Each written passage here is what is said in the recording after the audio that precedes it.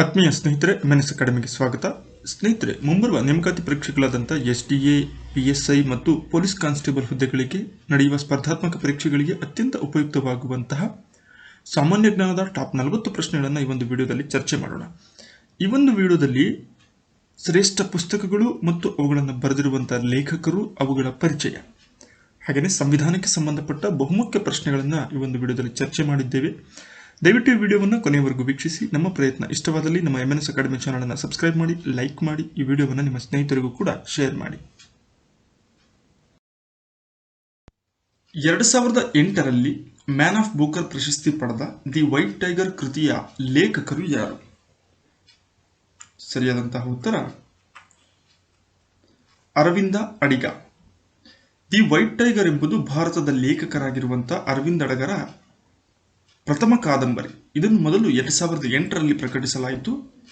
ವಿಶೇಷ ಏನಪ್ಪಾ ಅಂದ್ರೆ, ಅದೇ ವರ್ಷ ಮ್ಯಾನ್ ಆಫ್ ಬೂಕರ್ ಪ್ರಶಸ್ತಿಯನ್ನು ಕೂಡ ಈ ಒಂದು ಕೃತಿ ಗೆದ್ದಿತು. ಈ ಒಂದು ಕಾದಂಬರಿಯು ಆಧುನಿಕ ಜಾಗತಿಕ ಅರ್ಥವ್ಯವಸ್ಥೆಗಾಗಿ ಭಾರತದ ಉನ್ನತಿ ಮತ್ತು ಅಸಹನೀಯ ಗ್ರಾಮೀಣ ಬಡತನದಿಂದ ಬಂದ ಮುಖ್ಯ ಪಾತ್ರದ ನಡುವಿನ ವ್ಯತ್ಯಾಸವನ್ನು ಅಧ್ಯಯನ ಮಾಡುತ್ತದೆ.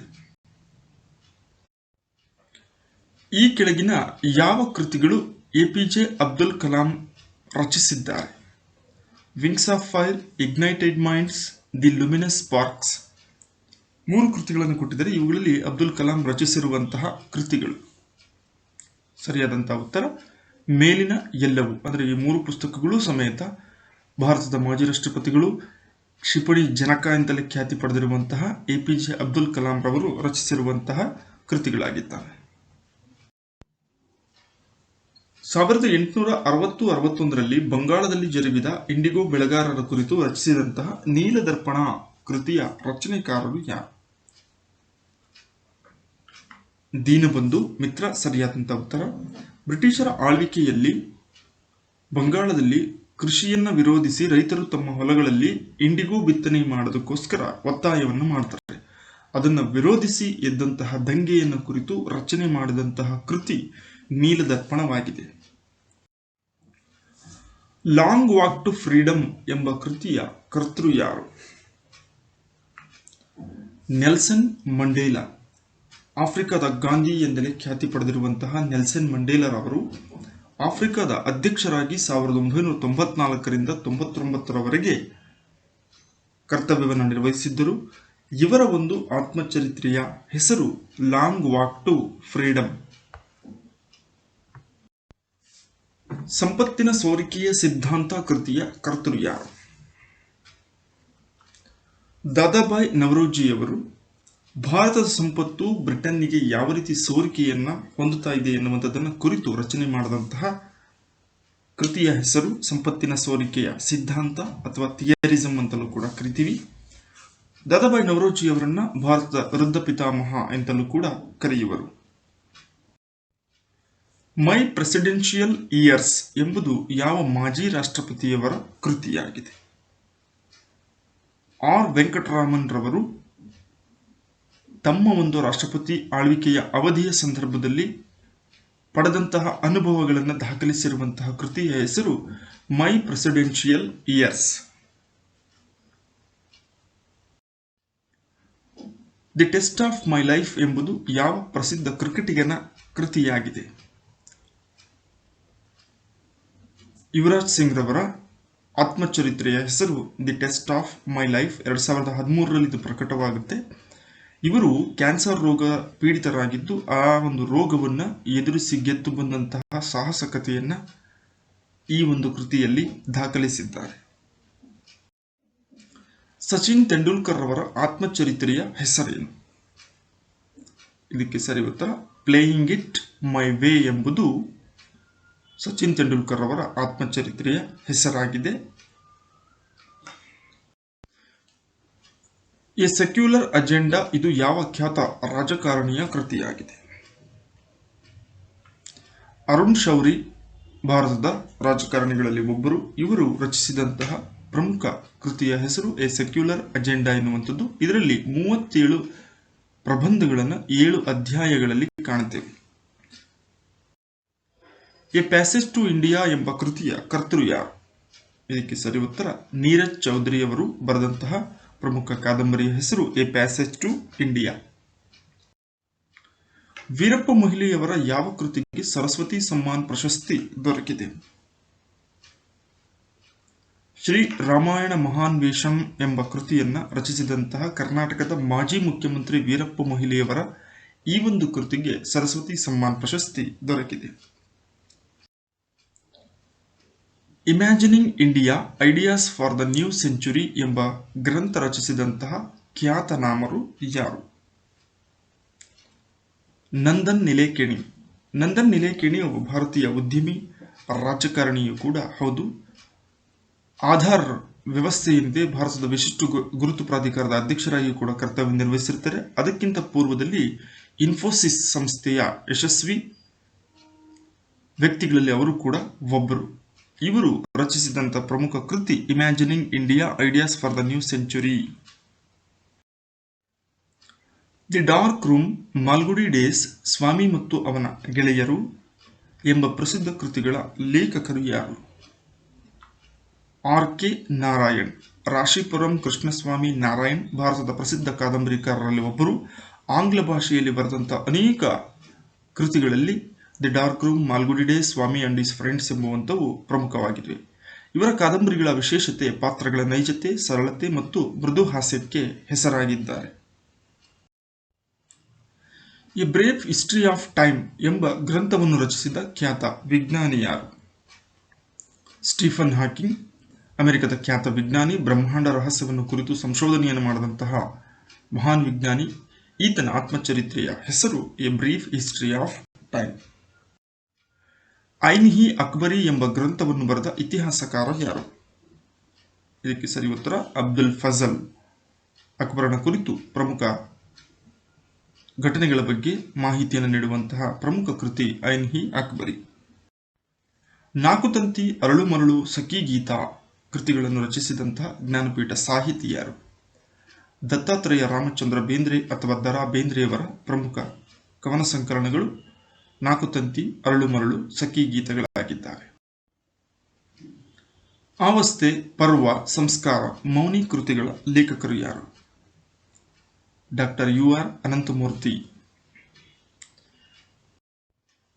ಕಪಿಲ್ ದೇವ್ರವರ ಆತ್ಮಚರಿತ್ರೆಯ ಹೆಸರೇನು? 1983ರಲ್ಲಿ ಭಾರತಕ್ಕೆ ವಿಶ್ವಕಪ್ ಕ್ರಿಕೆಟ್ ಅನ್ನ ಕಪ್ಪನ್ನು ಗೆದ್ದುಕೊಟ್ಟಂತಹ ನಾಯಕರು. ಇವರ ಒಂದು ಆತ್ಮಚರಿತ್ರೆಯ ಹೆಸರು ಬೈ ಗಾಡ್ಸ್ ಡಿಕ್ರಿ. ಕಿರುಗೂರಿನ ಗಯ್ಯಾಳಿಗಳು, ಚಿದಂಬರ ರಹಸ್ಯ, ಅಬಚೂರಿನ ಪೋಸ್ಟ್ ಆಫೀಸ್ ಎಂಬ ಖ್ಯಾತ ಕಾದಂಬರಿಗಳ ರಚನೆಕಾರರು ಯಾರು? ಪೂರ್ಣಚಂದ್ರ ತೇಜಸ್ವಿ, ರಾಷ್ಟ್ರಕವಿ ಕುವೆಂಪುರವರ ಪುತ್ರರು. ಇವರ ಒಂದು ಪ್ರಮುಖ ಕಾದಂಬರಿಗಳು ಕಿರುಗೂರಿನ ಗಯ್ಯಾಳಿಗಳು, ಚಿದಂಬರ ರಹಸ್ಯ, ಅಬಚೂರಿನ post office. Discovery of India ಎಂಬ ಕೃತಿಯನ್ನು ರಚಿಸಿದ ಮಾಜಿ ಪ್ರಧಾನಮಂತ್ರಿ ಯಾರು? ಇದಕ್ಕೆ ಸರಿ ಉತ್ತರ ಜವಾಹರ್ಲಾಲ್ ನೆಹರು. ಭಾರತದ ಪ್ರಥಮ ಪ್ರಧಾನಿಗಳು. Glimpses of world history, discovery of India ಇವರ ಒಂದು ಪ್ರಮುಖ ಕೃತಿಗಳಾಗಿದ್ದಾವೆ. The god of small things ಎಂಬ ಕೃತಿಯ ಲೇಖಕರು ಯಾರು? ಅರುಂಧತಿ ರಾಯ್. ಈ ಒಂದು ಕೃತಿಗೆ ಮ್ಯಾನ್ ಆಫ್ ಪೋಕರ್ ಪ್ರಶಸ್ತಿ ಕೂಡ ದೊರಕಿತು. 1997ರಲ್ಲಿ ಈ ಒಂದು ಕೃತಿಯನ್ನ ರಚನೆ ಮಾಡ್ತಾರೆ. ಗಾಂಧೀಜಿಯವರ ಆತ್ಮಚರಿತ್ರೆಯ ಹೆಸರೇನು? ಸತ್ಯದೊಂದಿಗೆ ನನ್ನ ಪ್ರಯೋಗಗಳು. ಇಂಗ್ಲಿಷ್ನಲ್ಲಿ ಮೈ ಎಕ್ಸ್ಪೆರಿಮೆಂಟ್ಸ್ ವಿತ್ ಟ್ರೂತ್ ಎಂಬುದು ಗಾಂಧೀಜಿಯವರ ಆತ್ಮಚರಿತ್ರೆಯಾಗಿದೆ. ಮೈ ಟ್ರೂತ್ ಎಂಬುದು ಯಾವ ಪ್ರಸಿದ್ಧ ಪ್ರಧಾನಮಂತ್ರಿಯವರ ಕೃತಿಯಾಗಿದೆ? ಶ್ರೀಮತಿ ಇಂದಿರಾ ಗಾಂಧಿ. ಇಂದಿರಾ ಪ್ರಿಯದರ್ಶಿನಿ ಗಾಂಧಿ ಭಾರತದ ಮೊದಲ ಮಹಿಳಾ ಪ್ರಧಾನಮಂತ್ರಿಯವರು. ಇವರ ಒಂದು ಆತ್ಮಚರಿತ್ರೆಯ ಹೆಸರು ಮೈ ಟ್ರೂತ್. ಗೀತಾ ರಹಸ್ಯ ಎಂಬ ಕೃತಿಯನ್ನು ರಚಿಸಿದಂಥ ಸ್ವಾತಂತ್ರ್ಯ ಹೋರಾಟಗಾರ ಯಾರು? ಬಾಲಗಂಗಾಧರನಾಥ್ ತಿಲಕ್ ರವರು ರಚಿಸಿದಂತಹ ಭಗವದ್ಗೀತೆಯನ್ನು ಕುರಿತು ರಚಿಸಿದಂತಹ ಕೃತಿ ಗೀತಾ ರಹಸ್ಯವಾಗಿದೆ. ಸ್ವರಾಜ್ಯ ನನ್ನ ಜನ್ಮಸಿದ್ಧ ಹಕ್ಕು, ನಾನು ಅದನ್ನು ಪಡೆದೇ ತೀರುತ್ತೇನೆ ಎಂಬುದು ಇವರ ಪ್ರಸಿದ್ಧ ಹೇಳಿಕೆಯಾಗಿದೆ. ಇಂಡಿಯನ್ ವಾರ್ ಆಫ್ ಇಂಡಿಪೆಂಡೆನ್ಸ್ ಎಂಬ ಕೃತಿಯನ್ನು ರಚಿಸಿದ ಕ್ರಾಂತಿಕಾರಿ ಹೋರಾಟಗಾರ ಯಾರು? ವಿನಾಯಕ ದಾಮೋದರ ಸಾವರ್ಕರ್ ಅಥವಾ ವಿ.ಡಿ. ಸಾವರ್ಕರ್ 1857ರ ದಂಗೆಯನ್ನು ಕುರಿತು ರಚಿಸಿದಂತಹ ಕೃತಿ Indian war of independence. Hindu view of life ಎಂಬ ತತ್ವಶಾಸ್ತ್ರೀಯ ಗ್ರಂಥವನ್ನು ರಚಿಸಿದ ಭಾರತದ ಮೊದಲ ಉಪರಾಷ್ಟ್ರಪತಿ ಯಾರು? ಡಾಕ್ಟರ್ ಎಸ್ ರಾಧಾಕೃಷ್ಣನ್ ಅಥವಾ ಡಾಕ್ಟರ್ ಸರ್ವಪಲ್ಲಿ ರಾಧಾಕೃಷ್ಣನ್ ರವರು ತತ್ವಶಾಸ್ತ್ರದಲ್ಲಿ ಪರಿಣಿತಿಯನ್ನು ಹೊಂದಿದವರಾಗಿದ್ದು, ಹಿಂದೂ ವ್ಯೂ ಆಫ್ ಲೈಫ್ ಎಂಬುದು ಪ್ರಮುಖ ಕೃತಿಯಾಗಿದೆ. ಇಂಡಿಯಾ ವಿನ್ಸ್ ಫ್ರೀಡಮ್ ಎಂಬ ಕೃತಿಯನ್ನು ರಚಿಸಿದ ಭಾರತದ ಮೊದಲ ಕೇಂದ್ರ ಶಿಕ್ಷಣ ಸಚಿವರು ಯಾರು? ಇದಕ್ಕೆ ಸರಿ ಉತ್ತರ ಮೌಲಾನಾ ಅಬ್ದುಲ್ ಕಲಾಂ ಆಜಾದ್. ಭಾರತದ ಸ್ವಾತಂತ್ರ್ಯ ಹೋರಾಟಗಾರರು. ಸ್ವಾತಂತ್ರ್ಯ ನಂತರ ಭಾರತದ ಕೇಂದ್ರ ಸರ್ಕಾರದಲ್ಲಿ ಮೊದಲ ಶಿಕ್ಷಣ ಸಚಿವರಾಗಿ ಕರ್ತವ್ಯವನ್ನು ನಿರ್ವಹಿಸಿದರು. ಇವರ ಒಂದು ಪ್ರಮುಖ ಕೃತಿ India wins freedom. Kanooru Heggaditi, Malegalalli Madumagalu, ಬೊಮ್ಮನಹಳ್ಳಿಯ ಕಿಂದರಿ ಜೋಗಿ ಈ ಕೃತಿಗಳ ರಚನೆಕಾರರು ಯಾರು? ರಾಷ್ಟ್ರಕವಿ ಕುವೆಂಪುರವರು, ಕರ್ನಾಟಕದ ಮೊದಲ ರಾಷ್ಟ್ರಕವಿ. ಇವರ ಪ್ರಮುಖ ಕಾದಂಬರಿಗಳಲ್ಲಿ ಕಾನೂರು ಸುಬ್ಬಮ್ಮ ಹೆಗ್ಗಡತಿ, ಮಲೆಗಳಲ್ಲಿ ಮದುಮಗಳು, ಮಕ್ಕಳಿಗಾಗಿ ಬರೆದಂತಹ ಬೊಮ್ಮನಹಳ್ಳಿಯ ಕಿಂದರಿ ಜೋಗಿ, ಶ್ರೀ ರಾಮಾಯಣ ದರ್ಶನಂ ಕೃತಿಗೆ ಮೊದಲ ಜ್ಞಾನಪೀಠ ಪ್ರಶಸ್ತಿಯನ್ನು ಕನ್ನಡ ಸಾಹಿತ್ಯದಲ್ಲಿ ಪಡಿತಾರೆ.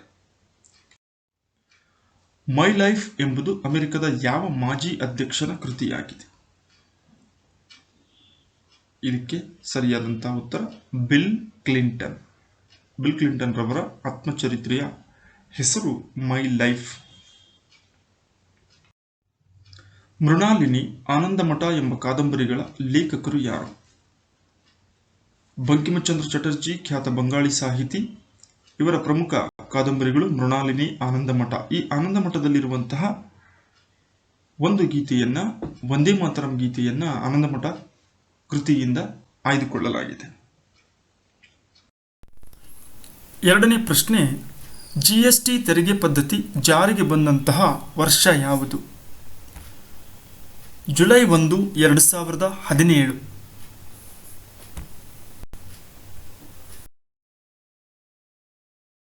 ನ್ಯಾಯಮೂರ್ತಿ ಯು.ಸಿ. ಬ್ಯಾನರ್ಜಿ ಆಯೋಗವನ್ನು ಏಕೆ ರಚಿಸಲಾಯಿತು?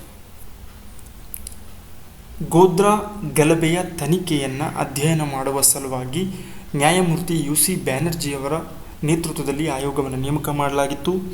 ಸಬರಮತಿ ಎಕ್ಸ್ಪ್ರೆಸ್ ರೈಲು ಏನಿದೆ ಅದರಲ್ಲಿ ನಡೆದಂತಹ ಅಗ್ನಿ ದುರಂತದ ಸಂಬಂಧಿಸಿದಂತೆ 2002ರಲ್ಲಿ ನಡೆದಂತಹ ಈ ಗೋಧ್ರಾ ಗಲಭೆಯ ತನಿಖೆಯನ್ನು ಮಾಡುವ ಸಲುವಾಗಿ ನ್ಯಾಯಮೂರ್ತಿ ಯು.ಸಿ. ಬ್ಯಾನರ್ಜಿಯವರ ನೇತೃತ್ವದಲ್ಲಿ ಈ ಒಂದು ಆಯೋಗವನ್ನು ನೇಮಕ ಮಾಡಲಾಗಿತ್ತು.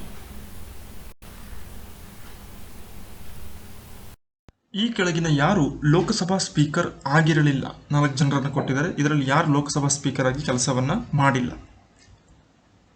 ಕೆ.ವಿ.ಕೆ. ಸುಂದರಂ, ಜಿ.ಎಸ್. ಧಿಲ್ಲಾನ್, ಬಲರಾಮ್ ಭಗತ್, ಹುಕುಂ ಸಿಂಗ್ ಇವರೆಲ್ಲರೂ ಸಮೇತ ಲೋಕಸಭಾ ಸ್ಪೀಕರ್ ಆಗಿ ಕೆಲಸವನ್ನು ಮಾಡಿದ್ದಾರೆ. ಕೆ.ವಿ.ಕೆ. ಸುಂದರಂ ಸ್ವತಂತ್ರ ಭಾರತದ ಮೊದಲ ಕಾನೂನು ಕಾರ್ಯದರ್ಶಿಯಾಗಿ ಕೆಲಸವನ್ನು ಮಾಡಿದ್ದಾರೆ.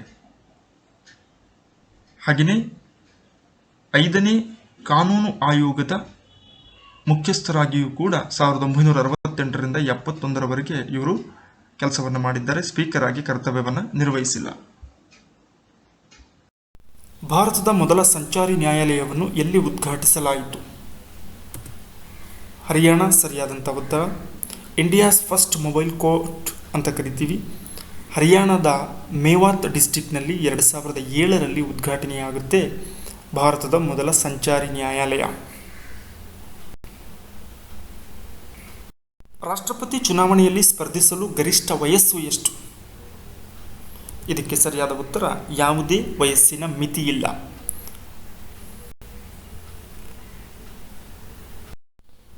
ಸ್ಪೀಕರ್ ಅನುಪಸ್ಥಿತಿಯಲ್ಲಿ ಸಂಸತ್ತಿನ ಉಭಯ ಸದನಗಳ ಜಂಟಿ ಸಭೆಯ ಅಧ್ಯಕ್ಷತೆಯನ್ನು ವಹಿಸುವವರು ಯಾರು? ಲೋಕಸಭೆಯ ಉಪಸ್ಪೀಕರ್. ನಿಮಗೆಲ್ಲ ಗೊತ್ತಿರುವಂತೆ ಸಂಸತ್ತಿನ ಉಭಯ ಸದನಗಳ ಜಂಟಿ ಸಭೆಯನ್ನು ಕರೆದಾಗ ಅದರ ಅಧ್ಯಕ್ಷತೆಯನ್ನು ಸ್ಪೀಕರ್ ವಹಿಸಿಕೊಳ್ತಾರೆ. ಅವರು ಅನುಪಸ್ಥಿತಿಯಲ್ಲಿದ್ದಂಥ ಸಂದರ್ಭದಲ್ಲಿ ಲೋಕಸಭೆಯ ಉಪಸ್ಪೀಕರ್ ಏನಿರ್ತಾರೆ ಆ ಒಂದು ಸಭೆಯ ಅಧ್ಯಕ್ಷತೆಯನ್ನು ವಹಿಸ್ತಾರೆ. ಇನ್ನು ಆ ಉಭಯ ಸದನಗಳ ಜಂಟಿ ಸಭೆಯನ್ನು ಕರೆದಾಗ ಅದರ ಒಂದು ಸಭೆಯನ್ನು ಉದ್ದೇಶಿಸಿ ಮಾತನಾಡುವವರು ರಾಷ್ಟ್ರಪತಿಗಳಾಗಿರ್ತಾರೆ. ಯಾವ ಸಮಸ್ಯೆಯನ್ನು ಪರಿಗಣಿಸಲು ಜಸ್ರಾಜ್ ಚೋಪ್ರಾ ಸಮಿತಿಯನ್ನು ನೇಮಕ ಮಾಡಲಾಯಿತು?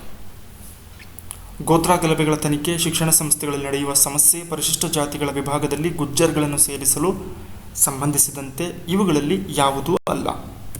ಸರಿಯಾದಂಥ ಆಯ್ಕೆ ಪರಿಶಿಷ್ಟ ಜಾತಿಗಳ ವರ್ಗದಲ್ಲಿ ಗುಜ್ಜರ್ ಸಮುದಾಯವನ್ನು ಸೇರ್ಪಡೆಗೊಳಿಸುವ ಸಂಬಂಧವಾಗಿ ಅಧ್ಯಯನವನ್ನು ಮಾಡಲಿಕ್ಕೆ ಜಸರಾಜ್ ಚೋಪ್ರಾ ಕಮಿಟಿಯನ್ನು ನೇಮಕ ಮಾಡಲಾಗಿರುತ್ತೆ. ಮೂಲಭೂತ ಹಕ್ಕುಗಳ ಮುಖ್ಯ ಉದ್ದೇಶ ಏನು ಅಂದರೆ ಸಂವಿಧಾನದಲ್ಲಿ ನೀಡಲಾಗಿರುವಂತಹ ಮೂಲಭೂತ ಹಕ್ಕುಗಳ ಬಹುಮುಖ್ಯ ಉದ್ದೇಶ ಏನು? ವ್ಯಕ್ತಿ ಸ್ವಾತಂತ್ರ್ಯವನ್ನು ಖಚಿತಪಡಿಸುವುದು ಅಥವಾ ಖಾತರಿಪಡಿಸುವುದು. ಸೊ ಒಬ್ಬ ವ್ಯಕ್ತಿಗೆ ಇರುವಂತಹ ಸ್ವಾತಂತ್ರ್ಯಗಳನ್ನು ಖಾತರಿಪಡಿಸುವ ಸಲುವಾಗಿ ಸಂವಿಧಾನದಲ್ಲಿ ಮೂಲಭೂತ ಹಕ್ಕುಗಳನ್ನು ಸೇರ್ಪಡೆ ಮಾಡಲಾಗಿದೆ. ಸಂವಿಧಾನದ ಯಾವ ವಿಧಿಯಡಿಯಲ್ಲಿ ಭಾರತ ಸರ್ಕಾರ ಭಾರತ ರತ್ನ, ಪದ್ಮವಿಭೂಷಣ ಇತ್ಯಾದಿ ಪ್ರಶಸ್ತಿಗಳನ್ನು ನೀಡುತ್ತದೆ? ಇದಕ್ಕೆ ಸರಿಯಾದ ಉತ್ತರ 18 ಉಪವಿಧಿ 1 ಏನಿದೆ ಇದು ಭಾರತದಲ್ಲಿ ನೀಡುವಂತಹ ಭಾರತ ರತ್ನ, ಪದ್ಮವಿಭೂಷಣ ಇತ್ಯಾದಿ ಪ್ರಶಸ್ತಿಗಳ ಬಗ್ಗೆ ವಿವರಣೆಯನ್ನು ನೀಡುತ್ತದೆ. ಭಾರತವು ಆಂತರಿಕವಾಗಿ ಸರ್ವೋಚ್ಚ ಅಧಿಕಾರವನ್ನು ಮತ್ತು ಅನ್ಯ ರಾಷ್ಟ್ರಗಳಿಂದ ಸಂಪೂರ್ಣವಾದ ಸ್ವಾತಂತ್ರ್ಯವನ್ನು ಪಡೆದಿದೆ ಎಂಬುದನ್ನು ಸೂಚಿಸುವ ಪದ ಯಾವುದು? ಸಾರ್ವಭೌಮ ಎನ್ನುವಂಥ ಪದ ಏನಿದೆ ಇದರ ಅರ್ಥ ಭಾರತವು ಆಂತರಿಕವಾಗಿ ಸರ್ವೋಚ್ಚ ಅಧಿಕಾರವನ್ನು ಹೊಂದಿದೆ, ಅಲ್ಲದೇನೆ ಅನ್ಯ ರಾಷ್ಟ್ರಗಳಿಂದ ಸಂಪೂರ್ಣವಾದ ಸ್ವಾತಂತ್ರ್ಯವನ್ನು ಪಡೆದಿದೆ ಎನ್ನುವಂಥದಕ್ಕೆ ಸಾರ್ವಭೌಮ ಅಂತ ಕರಿತೀವಿ. ಸ್ನೇಹಿತರೆ, ನಿಮಗಾಗಿ 2 ಪ್ರಶ್ನೆಗಳು, ಇವುಗಳ ಉತ್ತರವನ್ನು ಕಾಮೆಂಟ್ನಲ್ಲಿ ನೀಡಿ. ಭಾರತದಲ್ಲಿ ಪ್ರಸ್ತುತ ಎಷ್ಟು ಕೇಂದ್ರಾಡಳಿತ ಪ್ರದೇಶಗಳಿವೆ? ಎರಡನೇ ಪ್ರಶ್ನೆ, 2011ರ ಜನಗಣತಿ ಪ್ರಕಾರ ಅತಿ ಹೆಚ್ಚು ಜನಸಾಂದ್ರತೆ ಹೊಂದಿರುವಂತಹ ರಾಜ್ಯ ಯಾವುದು? ಮುಂದಿನ ಮತ್ತೊಂದು ಉಪಯುಕ್ತ ವಿಡಿಯೋದೊಂದಿಗೆ ತಮ್ಮನ್ನು ಭೇಟಿಯಾಗೋಣ. ಧನ್ಯವಾದಗಳು.